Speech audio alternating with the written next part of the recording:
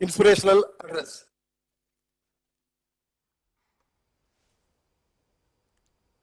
नमस्कार। श्री अरबिंदो की 150वीं जन्म जयंती वर्ष के इस महत्वपूर्ण कार्यक्रम में आप सभी का मैं हृदय से अभिनंदन करता हूं। इस पुण्य अवसर पर मैं सभी देशवासियों को भी अनेक अनेक शुभकामनाएं देता हूं। श्री अरबिंदो का 150वां जन्म वर्ष पूरे देश के लिए एक ऐतिहासिक अवसर है। उनकी प्रेरणाओं को, उनके विचारों को हमारी नई पीढ़ी तक पहुंचाने के लिए देश ने इस पूरे साल को विशेष रूप से मनाने का संकल्प लिया था। इसके लिए एक विशेष उच्च स्तरीय कमेटी गठन की गई थी।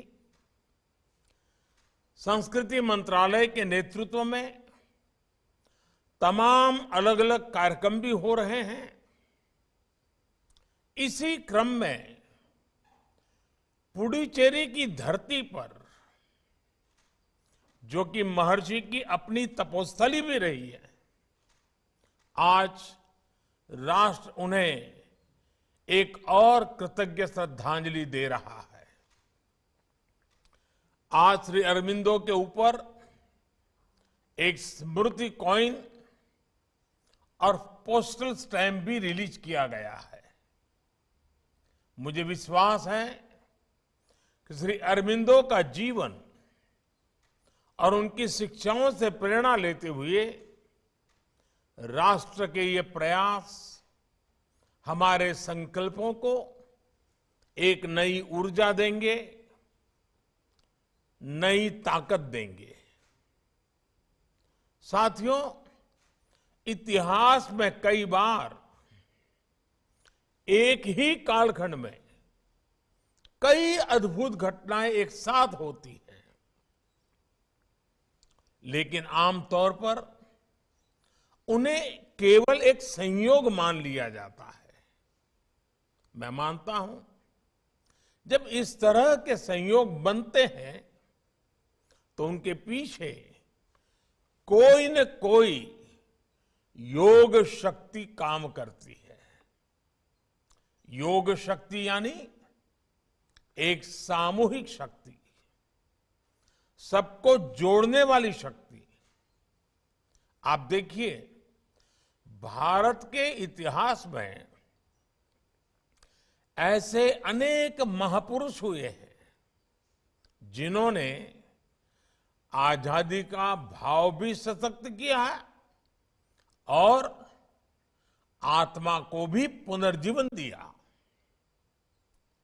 इनमें से 3 श्री अरबिंदो, स्वामी विवेकानंद और महात्मा गांधी ऐसे महापुरुष हैं जिनके जीवन की सबसे महत्वपूर्ण घटनाएं एक ही समय में घटी। इन घटनाओं से इन महापुरुषों का जीवन भी बदला और राष्ट्र जीवन में भी बड़े परिवर्तन आए। 1893 में 14 वर्ष बाद श्री अरबिंदो इंग्लैंड से भारत लौटे। 1893 में ही स्वामी विवेकानंद विश्व धर्म संसद में अपने विख्यात भाषण के लिए अमेरिका गए और इसी साल गांधी जी दक्षिण अफ्रीका गए, जहां से उनकी महात्मा गांधी बनने की यात्रा शुरू हुई और आगे चलकर देश को आजादी महानायक मिला। भाइयों और बहनों, आज एक बार फिर हमारा भारत एक साथ ऐसे ही अनेकों संयोगों का साक्षी बन रहा है। आज जब देश ने अपनी आजादी के 75 वर्ष पूरे किए हैं, अमृतकाल की हमारी यात्रा शुरू हो रही है, उसी समय हम श्री अरबिंदो की 150वीं जयंती मना रहे हैं। इसी कालखंड में हम नेताजी सुभाष चंद्र बोस की 125वीं जन्म जयंती जैसे अवसरों के साक्षी भी बने हैं, जब प्रेरणा और कर्तव्य, मोटिवेशन और एक्शन एक साथ मिल जाते हैं तो असंभव लक्ष्य भी अवश्यंभावी हो जाता है। आजादी के अमृत काल में आज देश की सफलताएं, देश की उपलब्धियां और सबका प्रयास का संकल्प इस बात का प्रमाण है। साथियों, श्री अरबिंदो का जीवन एक भारत श्रेष्ठ भारत का प्रतिबिंब है।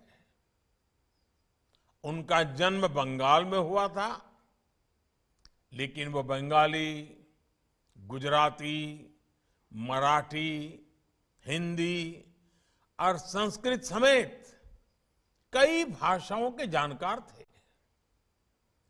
उनका जन्म भले ही बंगाल में हुआ था, लेकिन अपना ज्यादातर जीवन उन्होंने गुजरात और पुडुचेरी में बिताया।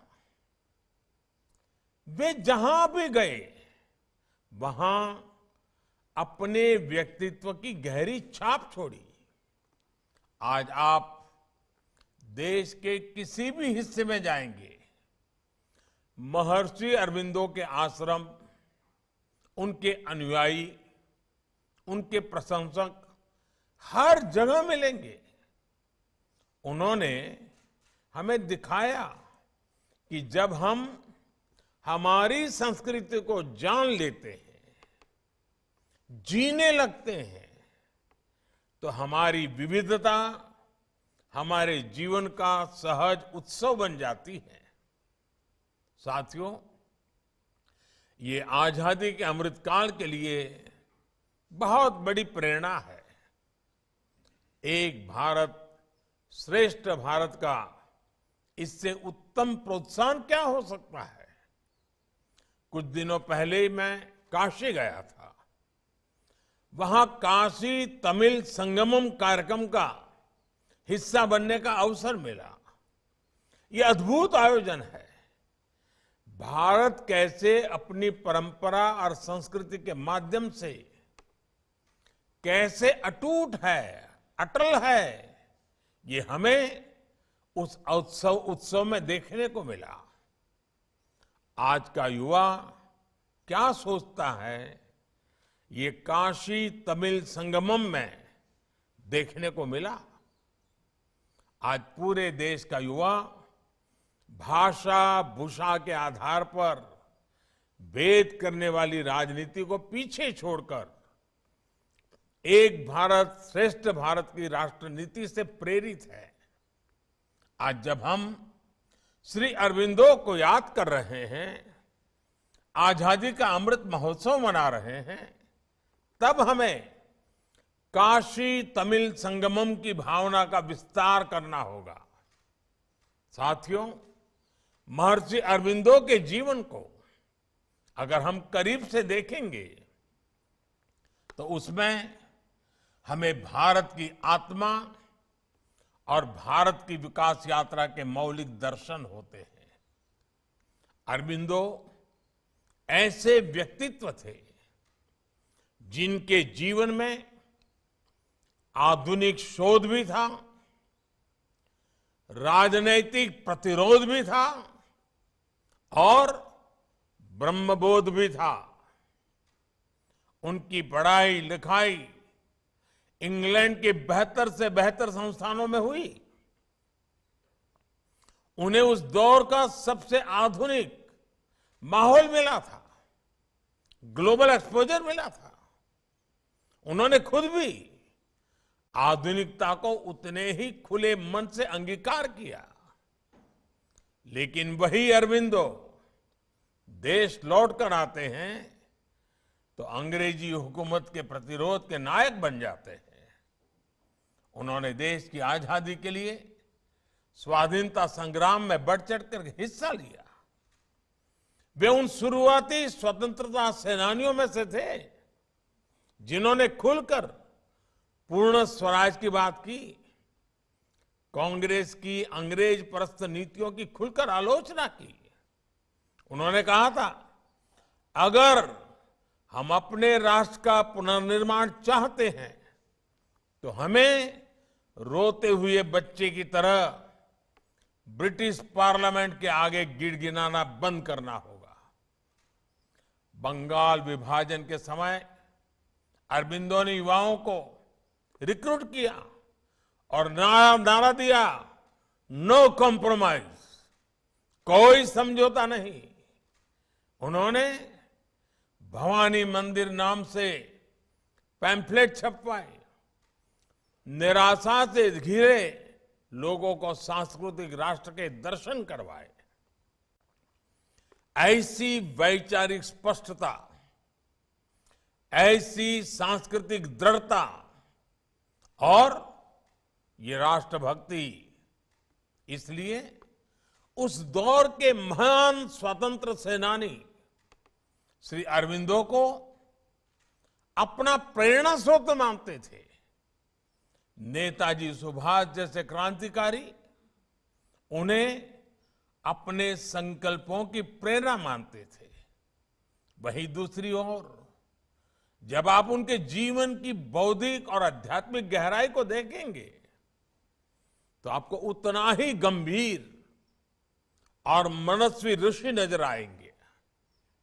वे आत्मा और परमात्मा जैसे गहरे विषयों पर प्रवचन करते थे, ब्रह्म तत्व और उपनिषदों की व्याख्या करते थे। उन्होंने जीव और ईश के दर्शन में समाज सेवा का सूत्र जोड़ा। नर से लेकर नारायण तक की यात्रा कैसे की जा सकती है, ये आप श्री अरबिंदो के शब्दों से बड़ी सहजता से सीख सकते हैं।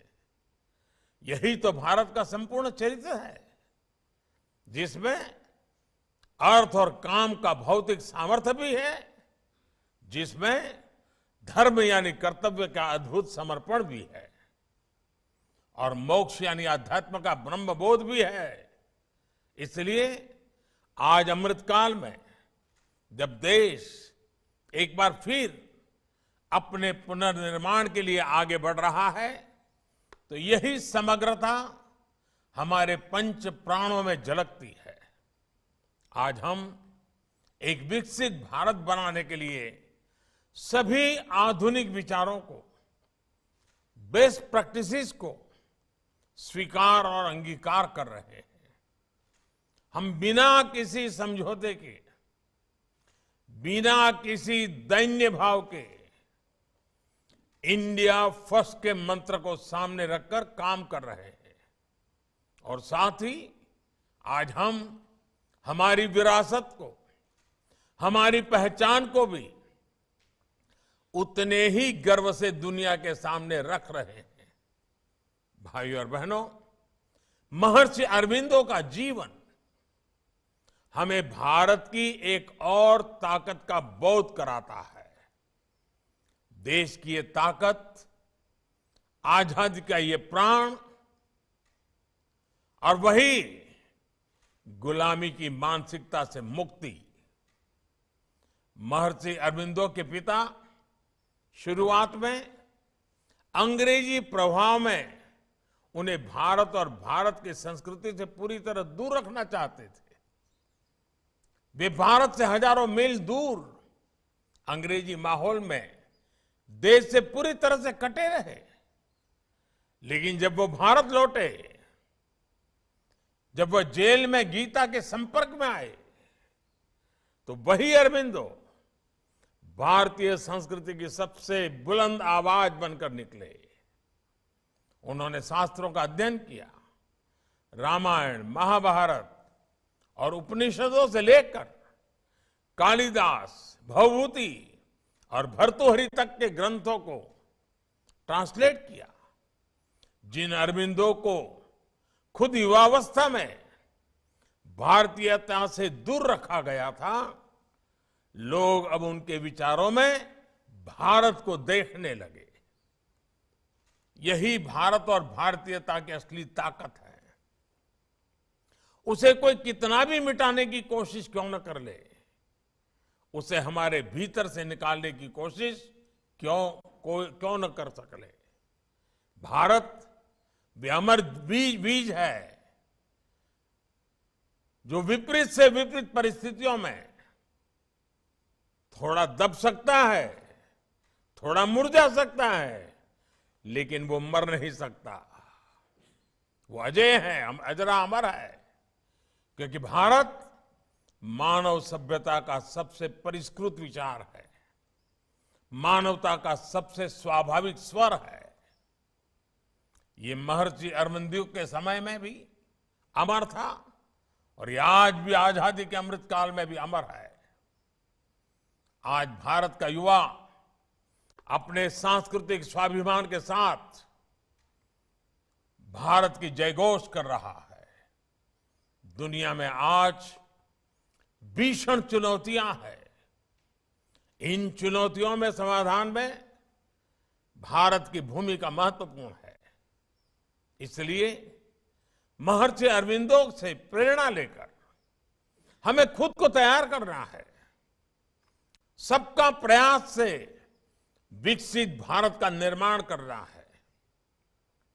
एक बार फिर महर्षि अरविंदो को नमन करते हुए आप सभी का हृदय से बहुत बहुत धन्यवाद।